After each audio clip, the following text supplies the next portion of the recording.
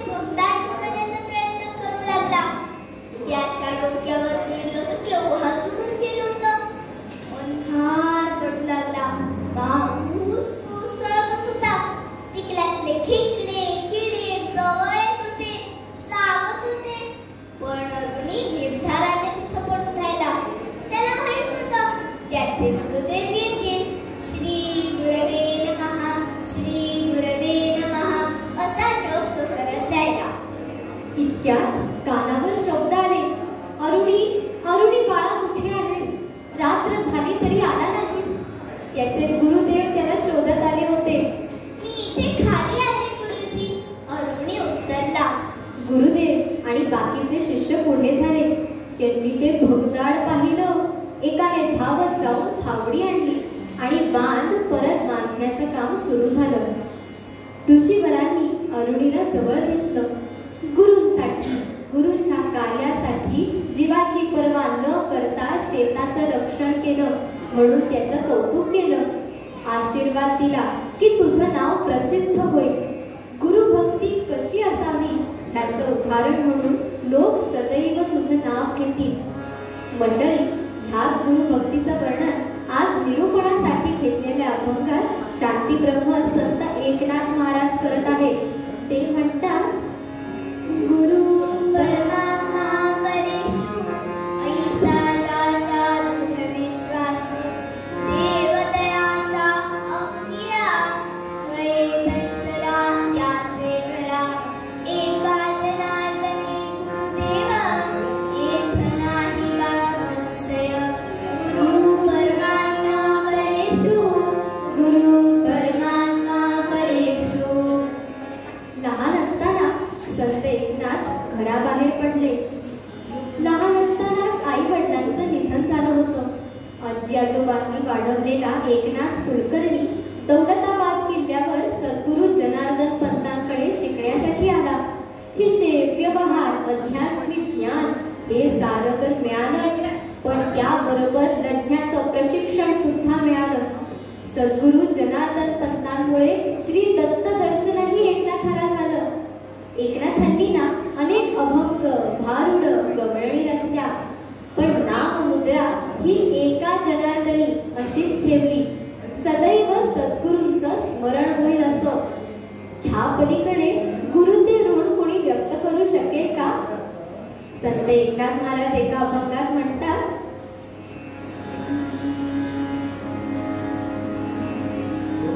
तुमचे नाम संकीर्तन तेजी माझे संतान. तुमचे नाम संकीर्तन तेजी माझे संतान.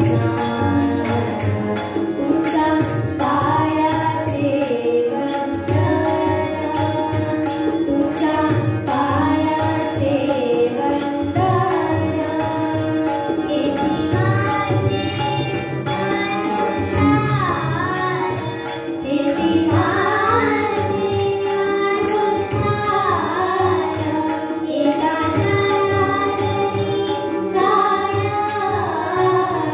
एका जनार्दनी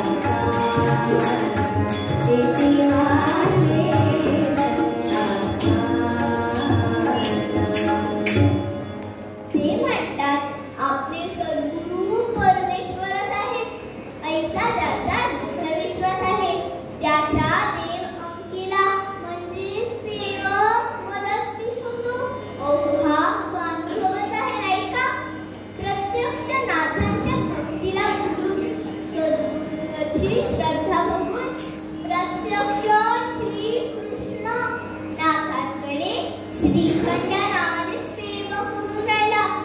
नदीवरून पाणी आणणे, चंदन उगाळणे, साफसफाई करणे, नाथांची सेवा करणे, पाय लागून येणे सारं केलं.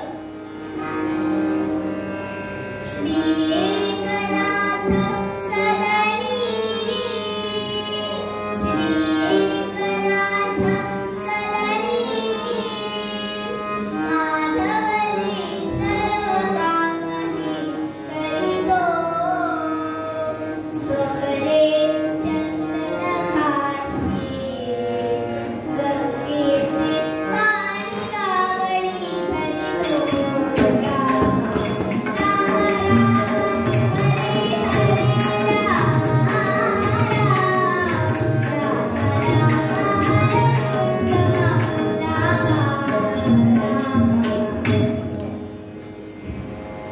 आपल्या आयुष्यात गुरूंचे स्थान मोठं आहे.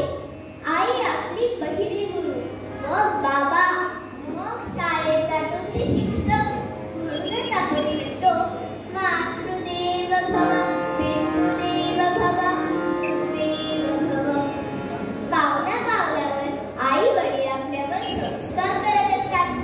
आई प्रेमाने नडीवाळपणे, थोर बाबा कठोरपणे. एक व्यापारी होता बरं का. त्याला शाळेत जाणारा एक मुलगा होता. शाळेच्या सुट्टीत आपल्या वडिलांना मदत करायला, व्यवहार शिकायला मुलगा उत्साहानं त्यांच्या दुकानात आला. मदत करू लागला. एकदा बाबांनी त्याला शिडीवरून माळ्यावर चढायला, तिथलं सामान काढून द्यायला सांगितलं. मुलगा शिडीवर चढला, काम करू लागला. बाबांनी शिडीच काढून घेतली. म्हणाले, आता मार उडी. मुलानं उडी मारली तर चक्क त्याचा पाय मुरगळला. आय गं! वडील म्हणाले, व्यापारातला पहिला गुरुमंत्र, अधळेपणानं विचार न करता कुणावरही विश्वास ठेवायचा नाही. सद्गुरुनाथ महाराज की जय. पण मंडळी, सद्गुरू त्या पलीकडे असतात. जो लघु नाही ना तो गुरु. भूतकाळचा दुवा आणि भविष्यकाळचा दिवा म्हणजे सद्गुरू. जे आपल्या आयुष्याला नवे वळण लावतात, संकटातून सोडवतात, संकटांशी झुंजण्याचं बळ देतात ते सद्गुरू. माऊली तर म्हणतात, जैसे डोळ्या अंजन भेटे, ते वेळी दृष्टीसी फाटा फुटे, मग वास पाहिजे तेथे प्रगटे महानिधी. माऊली ज्ञानेश्वर महाराज की जय.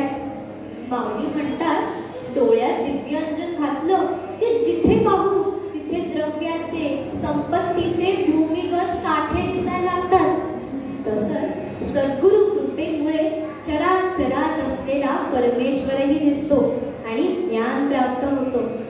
संत कबीरजी तर म्हणतात, गुरु गोविंद दो खडे,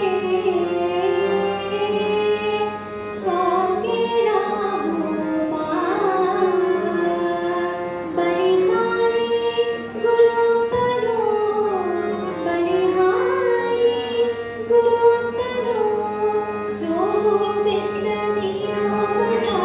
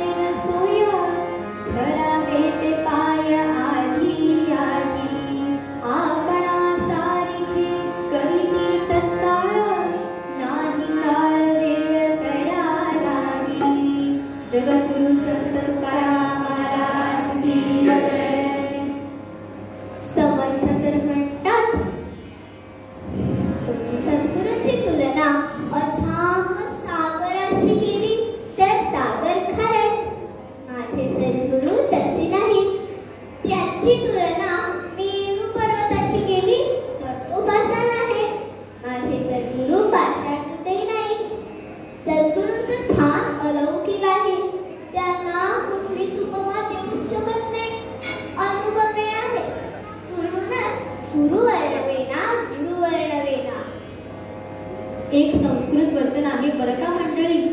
हरवृष्टे गुरुत्राता गुरवृष्टे न कश्चन हरी. म्हणजे हरी रुसला तर गुरु तारतात, पण जर गुरु रुसले ना तर तो हरी सुद्धा काही करू शकत नाही. म्हणून तर आपण म्हणतो ना, गुरु एक जगी त्राता. कोण तुझं समसांग मज गुरुराया. कोण तुझं समसांग मज गुरुराया. कैवारी सदया सदया कैवारी सदया सदया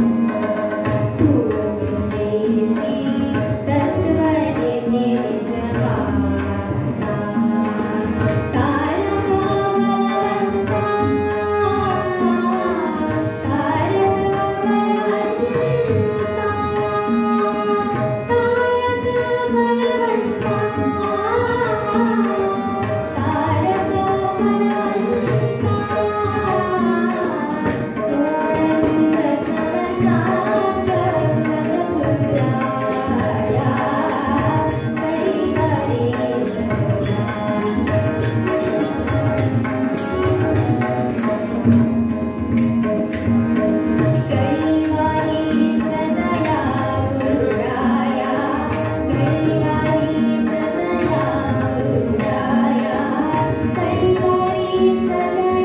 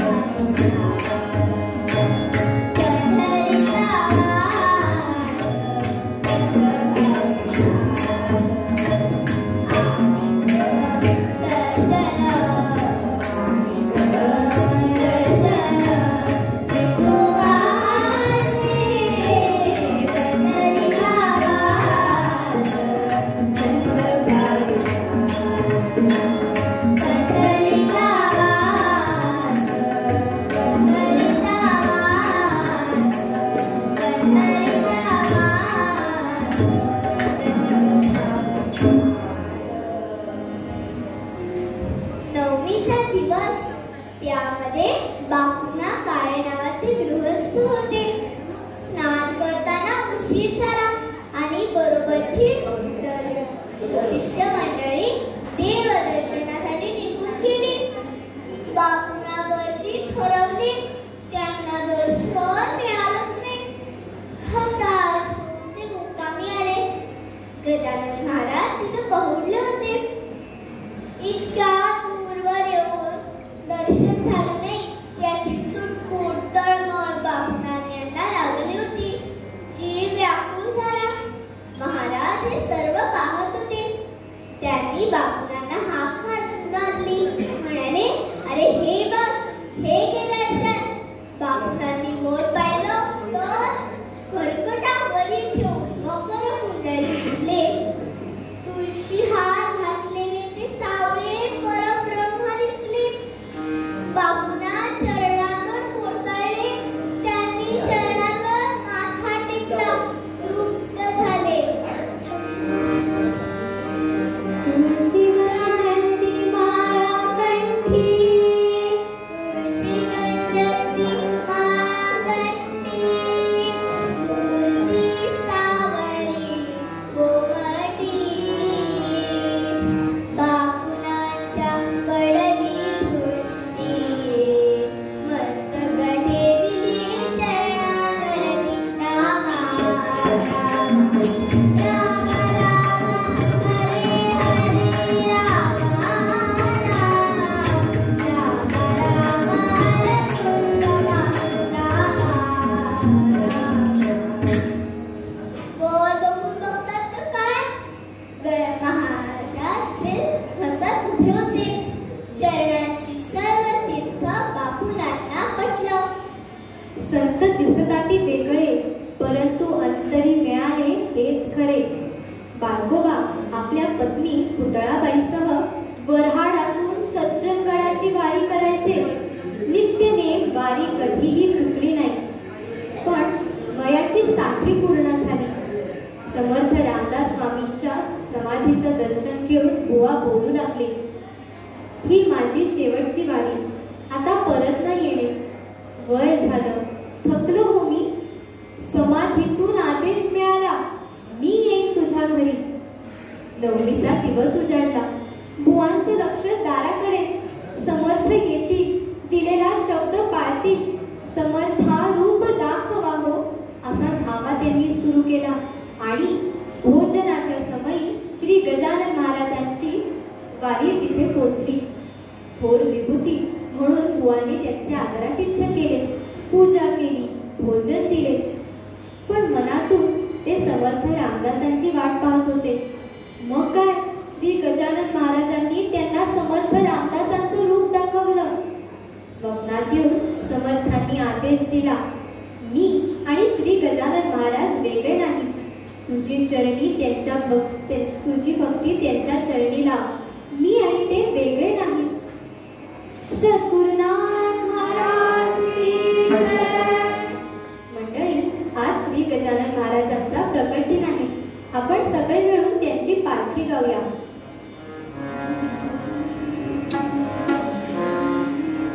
श्री गजानन जय गजानन, श्री गजानन, श्री गजानन जय गजानन, श्री गजानन, श्री गजानन जय गजानन, श्री गजानन. पालखी निघाली, पालखी निघाली, भक्त सगळे गजानन माऊली निघाली. भक्त सगळे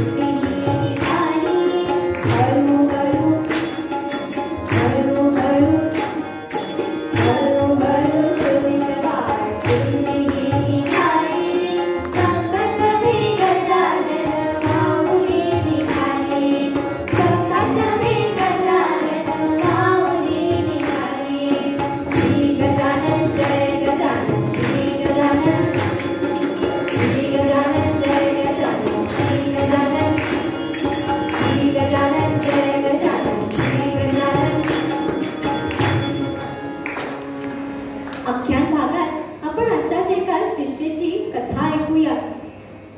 आणि आता एकनाथ महाराजांच्या शब्दात महती गाऊया.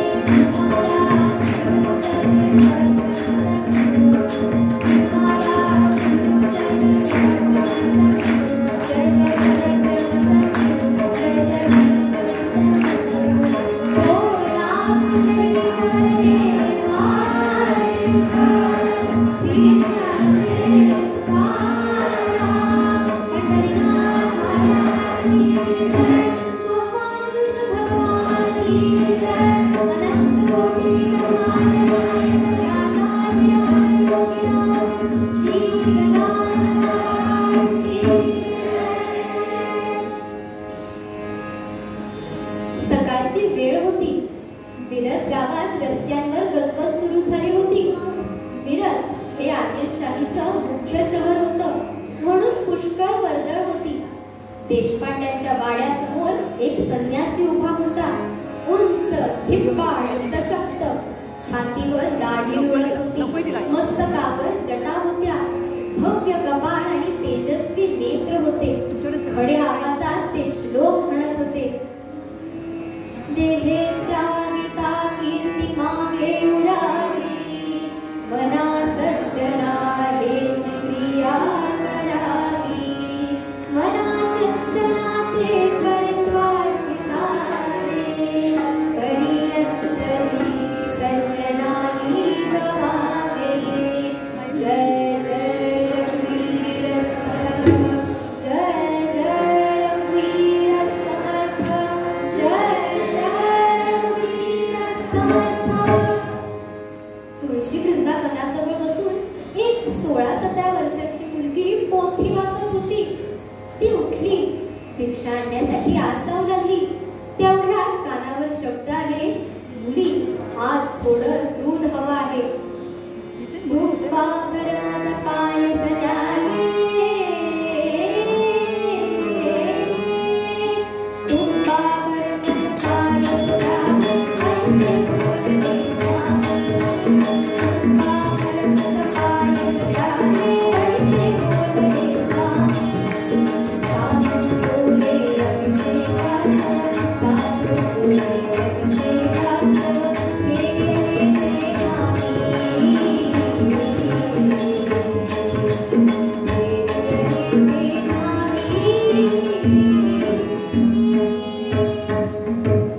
आज सासूबाई होत्या. लगेच आतून म्हणाल्या, वेणे त्यांना म्हणावं आम्हालाही हवंय दूध अभिषेकाला. दुसरं काही हवं का विचार. वेणा घुटमळली. संन्यासी महाराज म्हणाले, राहू दे मुली. मुली तुला अक्षर ओळख आहे. काय वाचतेस मुली. भावार्थ रामायण. वेणा म्हणाली, समजतं तुला. गोष्ट समजते पण ते ब्रह्म माया निर्गुण ते नाही कळत. कुणाला विचारू. कोण सांगेल मला. सारं पूर्ण वाटतं. अगं मला विचार ना, मी सांगेन तुला. खरंच सांगा. वेणाने विचारलं. संन्यासी महाराज हो म्हणाले आणि वेणा प्रश्न विचारू लागली. नमो वागेश्वरी शारदा सुंदरी श्रोता प्रश्न करी वक्त्यासी कुसे जीव हा कवण शिवाचे लक्षण सांगा स्वामी. वेणा काव्यात प्रश्न विचारत होती. तिची बुद्धिमत्ता प्रतिभा पाहून संन्यासी महाराज अगदी भक्क झाले. त्यांनीही उत्तर दिलं, नमो वेद माता नमो त्या अनंता प्रश्न सांगू आता श्रोतयाचा. श्रोतयाचा प्रश्न, जीव हा कवण जीव हा अज्ञान जया सर्व ज्ञान तोची शिव. वेणा म्हणाली, सांगा ब्रह्मगुण सगुण की निर्गुण. संन्यासी महाराजांनी उत्तर दिलं, ईश्वर निर्गुण चेष्टवी सगुण हेची ब्रह्म पूर्ण दास म्हणे. वेणाला उद्भिन्न विचारलं, हे दास म्हणे म्हणजे कोण. संन्यासी महाराज हसून म्हणाले, दास दास म्हणजे चाफळच्या रामाचा दास. मी रामदास. वेणाने झटकन त्यांचे चरण धरले. मस्तक चरणांवर ठेवलं. समर्थांची वारी आली होती वारी. समर्थांची वारी आली होती वारी. वेणाबाई सारी नमस्कार. वेणाबाई सारी नमस्कार.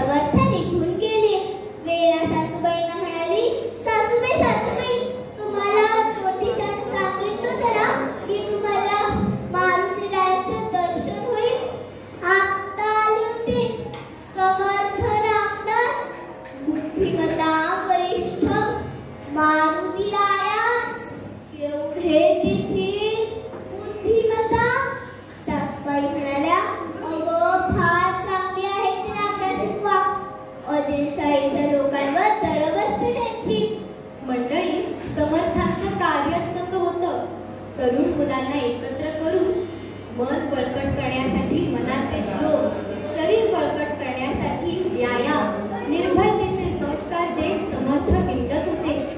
काय बरं होती त्यावेळेसची परिस्थिती? प्रबळयवन झाले होते वंद्य या महाराष्ट्रात, आक्रंदक होता धर्म स्वरसत्तेच्या दारात. स्वरसत्तेच्या दारात शौर्य धैर्य खरे होते, स्वरसत्तेच्या पंखात वैशाली जगलाली, लीलाची अवधी गाणी, दर्शनी सद्गुरू वाणी, जगजगली जोड सर्वस्व, जय जय रघुवीर समर्थ, जगजगली जोड सर्वस्व, जय जय रघुवीर समर्थ, जय जय रघुवीर समर्थ, जय जय रघुवीर समर्थ. सासूबाई म्हणाल्या, अगं फार चांगले आहेत हो ते रामदासी बुवा, पण मुली आपण बोलू नये कोणाशी. सासू सांगे सुनबाई जगरहाटी विपरीत, थोडे जपून राहावे ग, लोक करती गोपाट. सासू सुनेमध्ये खूप प्रेम होतं. त्या काळी लवकर लग्न व्हायची. छोट्या वेळाचं मिरजेच्या देशपांड्यांच्या एकुलत्या एक लेकाशी लग्न झालं. पण छोटीशी सून केली एकुलत्या एक लेकाची, सुख देवाला पाहवेना दुर्दैवाचा रागाला. लहान असताना काही कळत नसताना वीणाला वैद्यकी आलं. त्या काळच्या रीतीप्रमाणे तिचं केशवपन करण्यात आलं. आलवण सोबळं नेसून घरात बसावं लागलं. श्रावणात आजूबाजूच्या मुली खेळायच्या.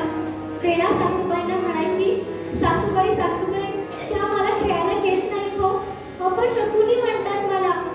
मला घालायला बांगड्या द्या, केस वाढवा माझे, लुगडे द्या. सासूबाई सांगा ना. सासूबाई पण खूप रडायच्या.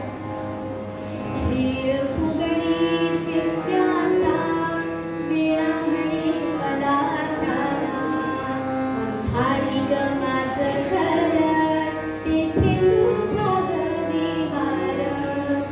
बाल विधवा सून झाली सासू धरी उरी पोटी, वात्सल्याने जपे बाई आसवाना कळणारी, आसवाना कळणारी. सारखं सारखं रडणं व्हायला लागलं. तेव्हा एकदा सासूबाई म्हणाल्या, अगं नाही तुझ्या नशिबी खेळणं संसार, अक्षर ओळख आहे ना, अगं मग घरातल्या पोथ्या वाच. वीणा वाचू लागली. शांत झाली. संत सहवास ग्रंथ रूपाने मिळाला. आणि आज तर काय सद्गुरू भेटच झाली म्हणायची. वीणा झाली जाणती, झाली शांत सोशिकतेची मूर्ती, नशीब थोर निसले गुरु चरण चरण. रामा हो जय रामा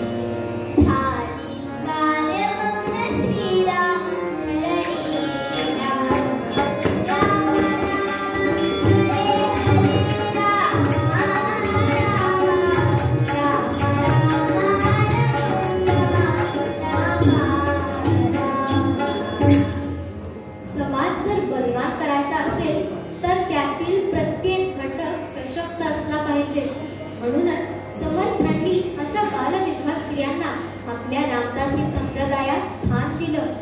अक्काबाई, भैयाबाई अशा कितीतरी होत्या जणी ह्या चाफरच्या राम मंदिरात. मग ह्या समर्थ कन्यांचा काय दिनक्रम होता? पहाटे उठोनी सणाचं वाजन, पहाटे उठोनी सणाचं वाजन, देवाला गोसेवा करीत असे, देवाला गोसेवा करीत असे. उतर सराने रडण गाणं, उतर सराने रडण गाणं, आया बाया मौलांना शिकवणं, आया बाया मौलांना शिकवणं. शोधाचा आणखी एक वेळाचा तो वेगळाच दिनक्रम होता. उठाने तुझ्या बापोचा ध्यान करून, उठाने तुझ्या बापोचा ध्यान करून, दासबोध मंगल पारायण, दासबोध मंगल पारायण, दासबोध मंगल पारायण. त्यावेळी झेरॉक्स नव्हत्या. मोठ्या हातांनी लिहून काढत लागत होत्या. पेनाने जराशा 200 पोथ्या लिहून काढल्या. रामनवमीचा उत्सव जवळ येत होता. रामदासी फाल्गुनातच दूर दूर जाऊन भिक्षा मागून आणायचे. खरं तर शिवाजी महाराज विपुल धन देण्यास तयार होते, पण सर्वांना वाटावं की हा माझ्या रामाचा उत्सव आहे, माझाही काहीतरी सहभाग असावा, म्हणून समर्थांनी हा भिक्षेचा प्रपंच सुरू केला. त्यांनी वेणाबाईंना बोलवलं. ती आली. समर्थ म्हणाले, श्रीरामाचा जन्मोत्सव तुलाची देवनी देतो, श्रीरामाचा जन्मोत्सव तुलाची देवनी देतो. मंदिर उत्सव हरी पाहुणा, मंदिर उत्सव हरी पाहुणा, तुलाची खावर देतो.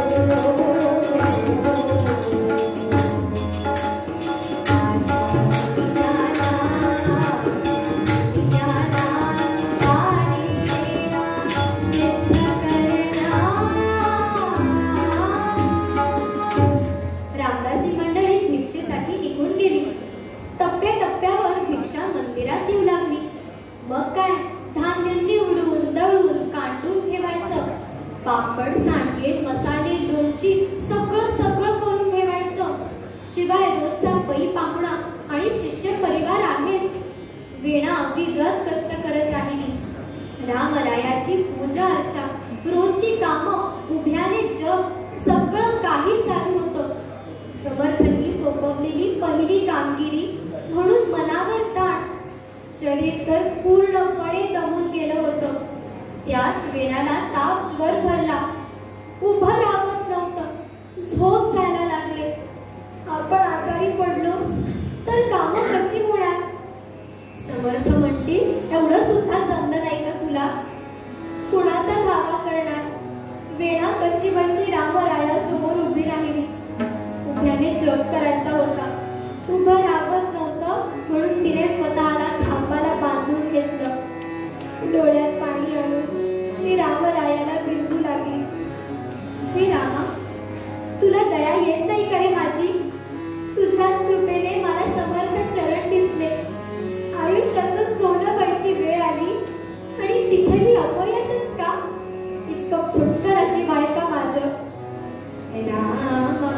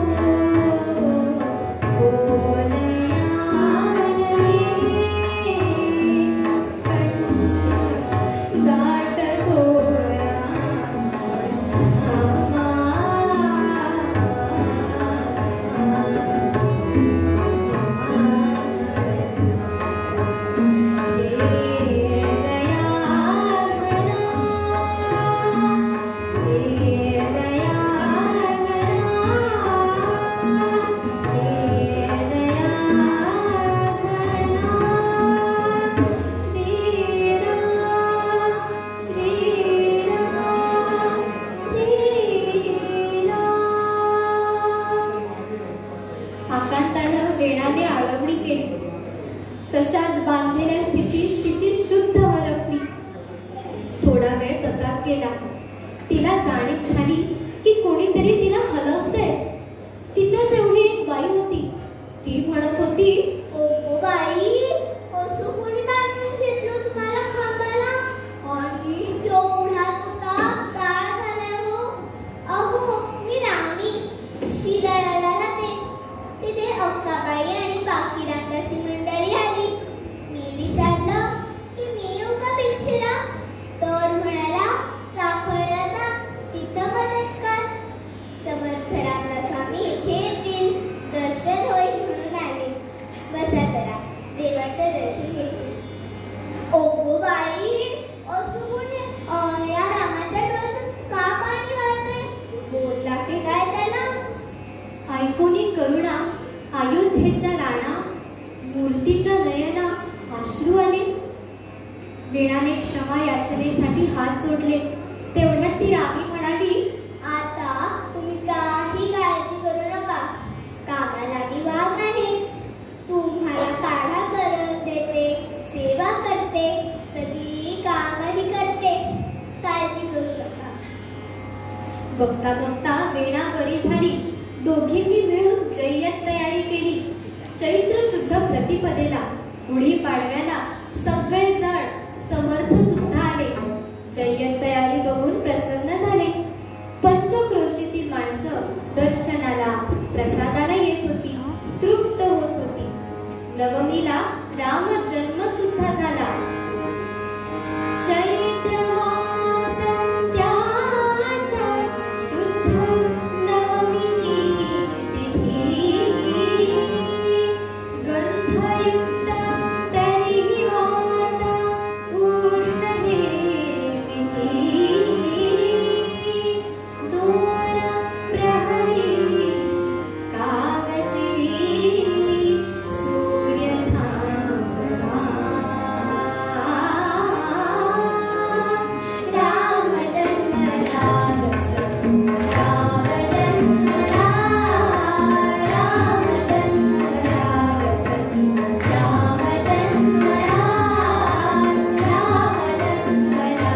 जन्मला, राम जन्मला जय्यत तयारी बघून सगळे प्रसन्न झाले. समर्थांनी वीणाबाईंना बोलावलं. ती आली, नमस्कार करून उभी राहिली. समर्थ म्हणाले, वीणाबाई, पहिली कामगिरी उत्तमरित्या पार पाडली. पण माझ्या रामाला कामाला लावलं. वीणा चपापली, म्हणाली, नाही नाही, ती रामी आली होती माझ्या मदतीला. अक्काबाईनेच तिला पाठवलं. अक्काबाई म्हणाल्या, मी नाही बाई कुणाला पाठवलं. सगळे जण रामीला शोधायला धावले, पण ती कुणालाच सापडली नाही. समर्थ म्हणाले, वीणाबाई, रामरायाने सेवा केली, मदत केली तुम्हाला, त्याच्यासाठी तुम्ही काय करणार? वीणा भारावून म्हणाली, मी पामर काय करणार? त्याच्या भक्तीचा प्रसार कर. समर्थ म्हणाले, मग काय? वीणाबाईंनी सीता स्वयंवर ही पोथी लिहिली. 7 प्रकारची रामायण लिहिली. शब्द रामायण, छंद रामायण, भाषा रामायण, संकेत रामायण, लवकुश रामायण, सुंदर रामायण, मंगल रामायण. मिरजेच्या मठात समर्थांनी वीणाबाईंना मठाधिपती केले. समाजात उभं राहून कीर्तन करण्याची परवानगी दिली. वीणाबाई आता वीणा स्वामी झाल्या.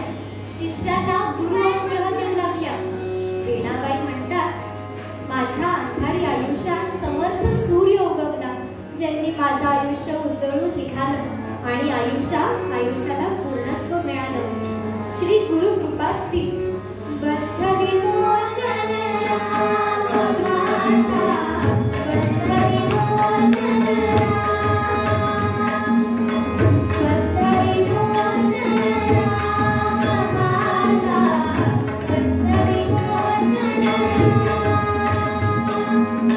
सकळ ऋषी मुनी भजती दयाची, तुझी गुणगान.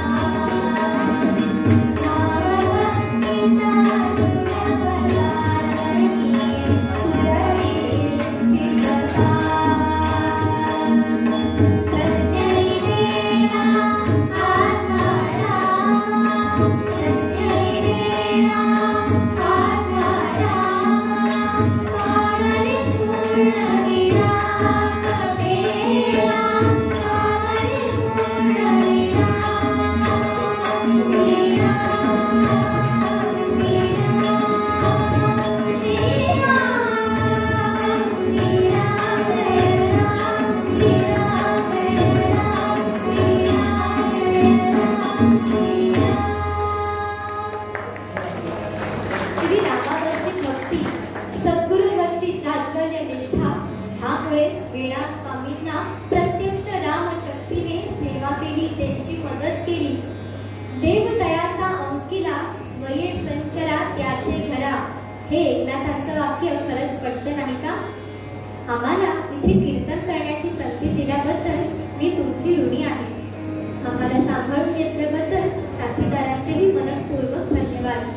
ही कीर्तन सेवा आम्ही श्री गजानन महाराजांच्या चरणी आणि सद्गुरूंच्या चरणी अर्पण करतो. आपण आता एकनाथ महाराजांचे शब्द आठवूया आणि ऐकूया.